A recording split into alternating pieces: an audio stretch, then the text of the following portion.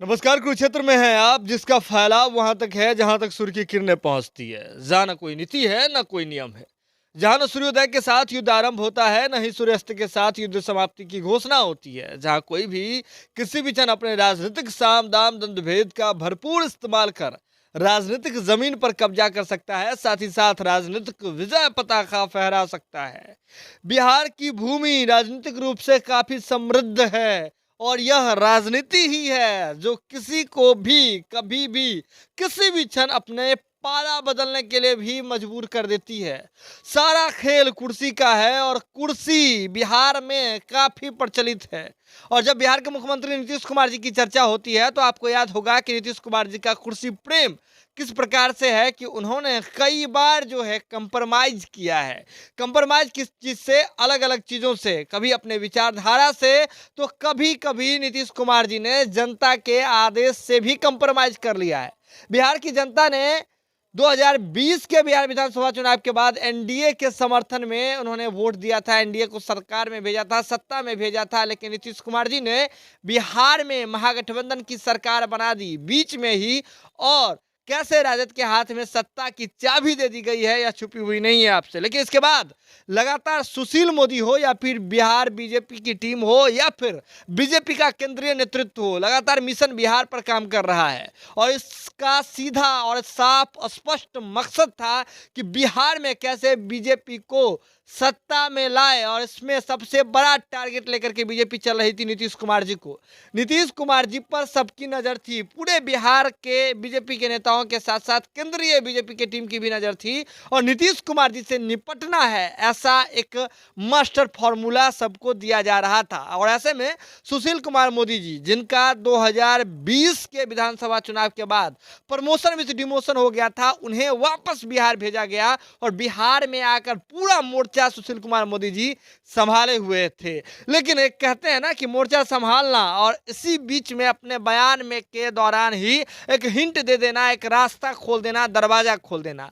हालांकि कुछ दिन पहले भी प्रशांत किशोर, जो कि राजनीतिक जो है वो राजनीतिज्ञ कहे जाते हैं, राजनीति में एक अगर कहें तो रणनीतिकार कहे जाते हैं, तो प्रशांत किशोर जी पहले भी नीतीश कुमार जी के साथ काम कर चुके हैं, नीतीश कुमार जी को सफलता दिला चुके हैं। और जदयू में उनकी कितनी हैसियत बढ़ गई थी, यह बात किसी से छुपी हुई नहीं है। कैबिनेट तक का दर्जा उन्हें मिल गया था। लेकिन कालांतर में नीतीश कुमार जी से उनके संबंध विच्छेद भी हुए। और प्रशांत किशोर जी खुद बिहार की राजनीति में अब राजनीतिक जमीन तलाश रहे हैं। तो प्रशांत किशोर जी ने एक दावा कर दिया था कि कैसे नीतीश कुमार जी ने एक रास्ता जो है खोल करके रखा है बीजेपी के साथ जाने के लिए। और ऐसे में उन्होंने हरिवंश जी का नाम जो है सुझाया था कि जदयू नेता जो हरिवंश जी हैं वो राज्यसभा में है। और ऐसे में हरिवंश जी के माध्यम से उन्होंने वार्तालाप करने के लिए, यानी कि जो हमेशा बीजेपी के साथ टच में रहने के लिए, रास्ता खुला रखने के लिए, ऑप्शन खुला रखने के लिए उन्होंने काम करना शुरू कर दिया है। कुछ दिन पहले भी आपने देखा था कि कैसे जब मकर संक्रांति का दौर चल रहा था तो नीतीश कुमार जी कैसे एक इशारा करते हैं चिराग पासवान जी को, और चिराग पासवान जी नीतीश कुमार जी के पास हाथ जोड़े चले जाते हैं। तो ऐसे में नीतीश कुमार जी के राजनीतिक सूझबूझ और चाणक्य की जो बुद्धि है उस पर सवाल नहीं खड़ा किया जा सकता है। लेकिन क्या होता है कि जब कभी कभी आपके सामने दूसरी चीजें दिखने लगे, बड़ी चीजें दिखने लगे, तो आप छोटी चीजों पर और छोटे स्तर पर कंप्रोमाइज करना शुरू कर देते हैं। मिथिलांचल में एक कहावत है कि अगर भोज हो रहा है ना, तो भोज हो रहा है और भोज का कोई निमंत्रण देने आ रहा है, अगर खेत से आ रहा है तो दो चार पौधा जो है, दो चार सब्जी का पौधा अगर टूट भी जाए तो चलता है, क्योंकि बड़ी चीज देखनी है। बड़ी चीज क्या है? वहां भोज है। और दो चार पौधा अगर टूट ही गया भोज देने के, निमंत्रण देने के दौरान, तो कोई बात नहीं, उसको नजरअंदाज कर दिया जाता है। तो नीतीश कुमार जी फिलहाल इसी कंडीशन में दिख रहे हैं, बिहार के मुखिया नीतीश कुमार जी। लेकिन अब आपको बता दें कि अब जो कुछ हुआ है बिहार में वो हैरान करने वाला है। नीतीश कुमार जी ने पाला ही बदल लिया है। कैसा पाला बदल लिया है? आपको बता दें कि नीतीश कुमार जी अक्सर कहा करते हैं कि नीतीश कुमार जी हमेशा कहा करते हैं कि उनका जो ट्रिपल सी के मामले पर कोई कंप्रोमाइज करने वाली बात नहीं है। वे ट्रिपल सी पर कभी भी कंप्रोमाइज नहीं करते हैं, जिसमें क्राइम और कम्युनलिज्म और करप्शन का मामला आता था। यानी कि नीतीश कुमार जी क्राइम पर जीरो टॉलरेंस की नीति अपनाने के लिए अक्सर तटस्थ रहते थे। और नीतीश कुमार जी के बारे में कहा जाता था कि वे क्राइम वाले मामले पर किसी को भी नहीं छोड़ सकते हैं। और यही आलम है कि 2016 में जब बिहार में शराबबंदी लागू किया गया, तो शराबबंदी के बाद आपने देखा कि बिहार के जेलों में कैदी जो है किस प्रकार से ठूस ठूस करके जेलों की संख्या से अधिक, यानी कि जेल में जितनी कैदी की क्षमता थी उससे अधिक कैदी जो है ठूस ठूस करके भरे गए थे। और इसी कारण बिहार में शराबबंदी नीति पर 2-3 बार संशोधन अब तक हो चुका है। और ऐसे में जो जुर्माना दे करके छूटने का प्रावधान, बहुत सारा प्रावधान धीरे धीरे लाया गया है। लेकिन पहले कितना मजबूत और सशक्त जो है आपको शराबबंदी कानून के लिए पूरा कानून बनाया गया था, कैसे जो है आपको याद होगा कि मानव श्रृंखला बनाया गया था, तमाम चीजें की गई थी। लेकिन जैसे ही बिहार के अधिकारी फंसे हैं, इसके बाद से अब चीजें ताल मटोल की जाने लगी है। आपको बता दें कि ऐसे बिहार में अभी जो है शराबबंदी अभी भी है, ड्राई स्टेट है बिहार। और नीतीश कुमार जी पर पहले से भी ये आरोप लगता रहा है कि नीतीश कुमार जी ब्यूरोक्रेट्स के दम पर सरकार चलाते हैं। और ऐसे में आपको याद होगा कि कई ऐसे नेताओं का नाम होता है। पूर्व डीजीपी आपको याद होंगे, डीजीपी का जो पद है ना बिहार में, वो बेहद चर्चा का विषय बना रहता है। पूर्व डीजीपी आपको याद होंगे गुप्तेश्वर पांडे जी, वो कैसे जो है उनका राजनीति में उतरने का मन हुआ और गुप्तेश्वर पांडे जी ने समय रहते वीआरएस ले लिया था। बीते बिहार विधानसभा चुनाव 2020 से पहले जदयू से उन्हें टिकट मिलने की भी बात आ रही थी, क्षेत्र रक्षण भी करना उन्होंने शुरू कर दिया था, लेकिन गुप्तेश्वर पांडे जी को टिकट नहीं दिया था जदयू ने। और जिसके बाद गुप्तेश्वर पांडे जी ने इन तमाम चीज़ों से सन्यासी ले लिया और सन्यासी का जीवन व्यतीत कर रहे हैं गुप्तेश्वर पांडे जी। राम कथा में जो है मन लगाए हुए हैं, राम कथा कर रहे हैं गुप्तेश्वर पांडे जी। लेकिन कुल मिलाकर बात देखें यहाँ पर, तो डीजीपी थे उस समय, लेकिन अभी के जो वर्तमान डीजीपी हैं एसके सिंघल साहब, वो भी अभी फंसे हुए हैं। किस मामले में? तो कैसे आपको याद होगा कि गया के जो एसपी थे आदित्य कुमार, उन पर शराबबंदी के तहत जो है मामला दर्ज किया गया था। और आदित्य कुमार जो है पर जो मामला दर्ज किया गया, तो जो बिहार के न्यायाधीश हैं, हाईकोर्ट के मुख्य न्यायाधीश, वे बन करके एक फर्जी व्यक्ति जो है वह कॉल करता है। और कॉल करता है किसको? तो बिहार के डीजीपी को। और डीजीपी को कॉल करके उनसे कहता है कि इस मामले को रफा दफा करने के लिए, और डीजीपी महोदय ऐसा कर भी देते हैं। जिसके बाद हो हल्ला पूरे बिहार में मचा हुआ है। विपक्ष को चाहिए क्या था? तो एक मुद्दा, और खासकर जब गृह विभाग का मामला हो तो भाजपा कैसे नहीं बोलती। भाजपा कूद कूद करके बोल रही है इन तमाम चीजों पर, और ये सवाल उठाना भी जरूरी था। लेकिन ऐसे में जब डीजीपी सरीखे आदमी, जिनके हाथ में पूरा न्याय व्यवस्था, माफ कीजिएगा, पूरा जो है कानून व्यवस्था है, वे एक व्यक्ति का पैरवी करने के लिए ये तमाम चीजें कर देते हैं। और जब पुलिस पदाधिकारी होता है, गया का तत्कालीन एसपी होता है, उस पर मामला रफा दफा कर दिया जाता है। लेकिन इसके बाद अगर देखें तो अब नीतीश कुमार जी का इस पूरे प्रकरण पर जवाब आया है। नीतीश कुमार जी ने इस पूरे प्रकरण पर पत्रकारों के सवाल का जवाब देते हुए कहा कि अभी कौन सा महीना है। पत्रकारों से ही नीतीश कुमार जी ने पूछ लिया कौन सा महीना है, तो पत्रकार लोगों ने वहां कहा कि अभी अक्टूबर महीना है। तो उन्होंने कहा कि जो डीजीपी सिंघल साहब हैं, उनका रिटायरमेंट में 2 महीना ही बचा हुआ है। तो ऐसे में पत्रकार ने वहां पर सवाल खड़ा कर दिया कि क्या अगर कोई रिटायर होने वाला है तो उनको छूट दी जाती है बिहार में कि वे कुछ भी कर सकते हैं? मतलब बड़ा सवाल है भाई। नीतीश कुमार जी ने जो यहाँ जो जवाब दिया है, इससे साफ दिख रहा है कि नीतीश कुमार जी कैसे कंप्रोमाइज करते हुए नजर आ रहे हैं। वे नीतीश कुमार जी जो हमेशा कहते हैं कि उनकी जीरो टॉलरेंस की नीति है, जब उनके अधिकारी पर, बिहार के डीजीपी पर सवाल खड़ा होता है तो नीतीश कुमार जी कहते हैं कि 2 महीने ही उनके रिटायरमेंट में बचा हुआ है, वे जो कर रहे हैं ठीक है, उस पर ज्यादा बात नहीं होना चाहिए। क्यों नहीं हो भाई बात?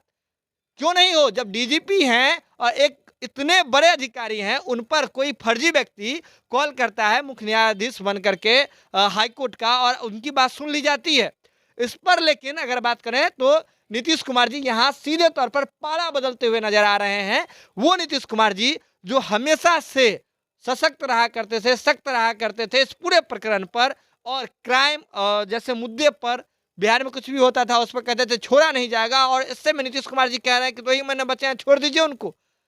मतलब आम लोगों का क्या होगा? बिहार में शराबबंदी वाले मामले में जितने लोग अभी भी जेल में हैं, सजा काट रहे हैं, सजा याफ्ता हैं, कई ऐसे लोग हैं जिनका जो है परिवार के एकमात्र कमाने वाले सदस्य थे, वो कहीं से शराब पी करके और पकड़े गए, जेल में है। पूरा परिवार पे क्या बीत रहा है, मतलब कुछ बहुत सारी चीजें हैं, बहुत सारी परिस्थितियां हैं।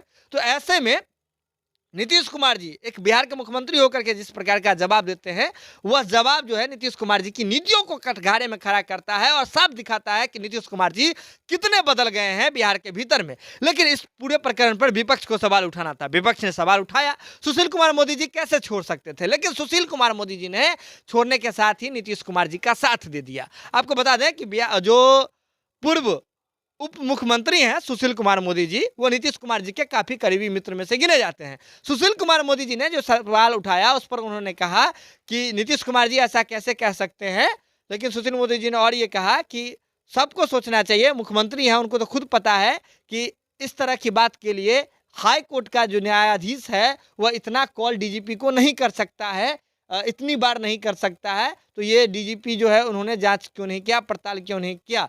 ये बात जो है सुशील कुमार मोदी जी ने उठाई है, जाहिर सी बात है, सही बात है, सुशील कुमार मोदी जी ने उठाई। लेकिन सुशील कुमार मोदी जी ने यहाँ पर एक गैप छोड़ दिया और इस गैप को पकड़ लिया नीतीश कुमार जी के करीबी ही रहने वाले, कौन, तो डॉक्टर अजय आलोक। अजय आलोक पहले जदयू में प्रवक्ता रह चुके हैं और अभी नीतीश कुमार के खिलाफ कितना बिगुल बजा करके खड़े रहते हैं, ये बात किसी से छुपी हुई नहीं है।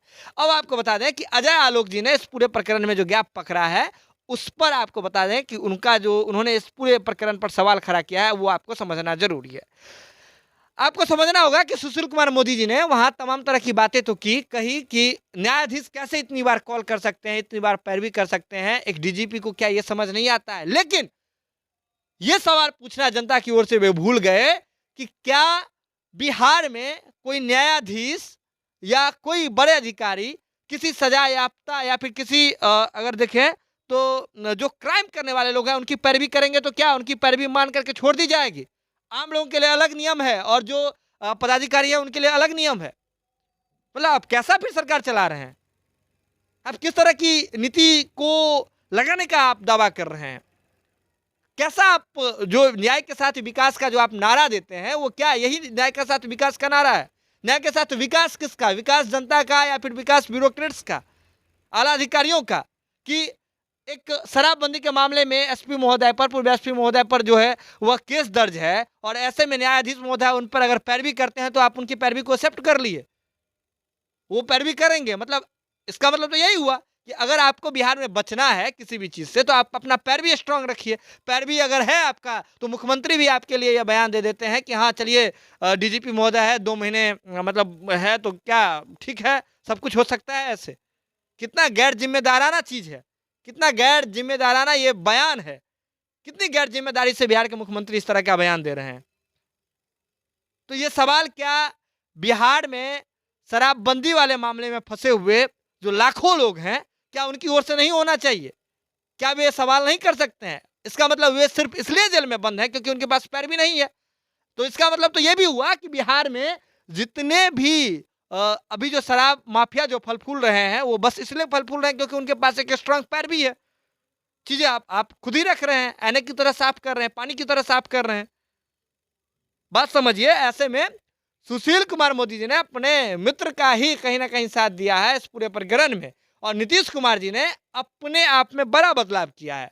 बदलाव किया है नीतीश कुमार जी ने नीतियों के साथ, अपनी नीतियों के साथ कंप्रोमाइज करना शुरू कर दिया है। तेजस्वी यादव जी भी कंप्रोमाइज कर रहे हैं, तेजस्वी यादव जी कंप्रोमाइज कर रहे हैं बिहार के मुख्यमंत्री बनने के लिए और नीतीश कुमार जी कंप्रोमाइज कर रहे हैं प्रधानमंत्री बनने के लिए। लेकिन जनता सब जान रही है सर, जनता सब जान रही है, देख रही है, समझ रही है। और जागृत जब भी जनता होती है तो आपको याद होगा कि कितनी कितनी बड़ी हुकूमतें आई बिहार में, पूरे देश में, पूरे विश्व भर में, उसको भी लोगों ने, जनता ने समय आने पर पलटने का काम किया है। तो जागृत हो जाइए और आपको यह समझना होगा कि अगर आप राज कर रहे हैं तो इसमें जनता जो है बेसिक एलिमेंट है।